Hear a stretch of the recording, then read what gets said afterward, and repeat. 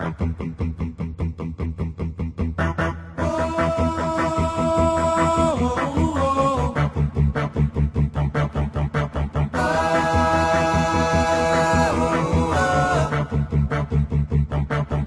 I found a few good rules for effective cross training, and it really did make a lot of sense because I think maybe people have never tried cross training or they don't know how to do it effectively. So these guidelines can help you put together a good program for yourself. Cross training should not be a substitute for a scheduled run unless you're injured. And I kind of talked about that earlier. It's not an excuse if you just don't feel like running to do something else. Another thing would be don't let your cross-training wear you out and decrease the quality of your running. You should watch for signs and symptoms of overtraining, and is a general fatigue basically. It can include increased heart rate.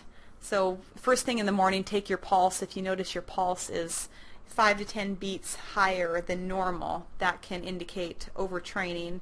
The fatigue or tiredness, frequent illness, if you just find you're getting sick and you can't get over it, maybe you're working too hard.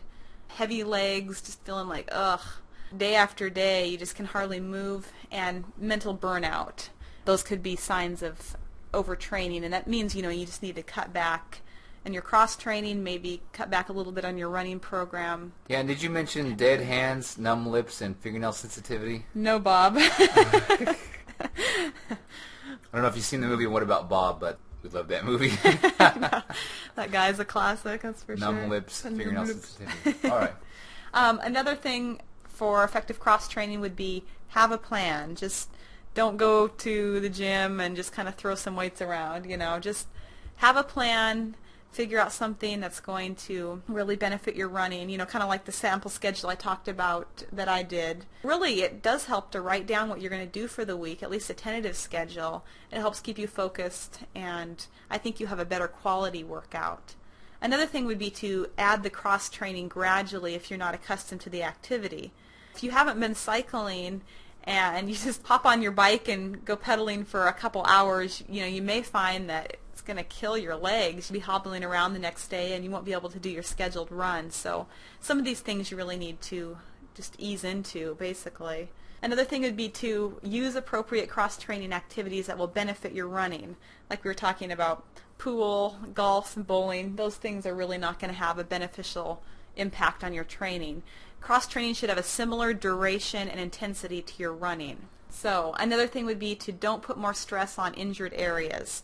If you're struggling with shin splints, maybe you should try something that's less impact. You probably don't want to be doing like plyometrics, which is a lot of jumping and high impact, or you probably don't want to do a high impact aerobics class. Give that area a rest, maybe try swimming, try cycling, something like that that's going to give your injured area a rest. Another thing would be know when to stop. If you're feeling unusually tired, if you decided you were going to do some weight training that day and you just don't have your usual energy, maybe you should just back off and give yourself a rest day, because that's important every once in a while. You shouldn't be working out 7 days a week. You really do need at least 1 day a week for just resting, and it really benefits your body and your mind.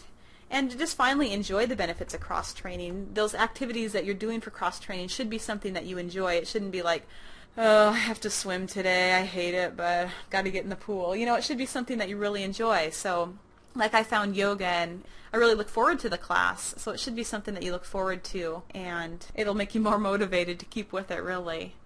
Now, if you're training for a race, it's going to be important to refrain from high-impact jarring sports such as tennis, racquetball, basketball, soccer, maybe volleyball, things like skiing and aerobic dance, as they may increase your risk of injury.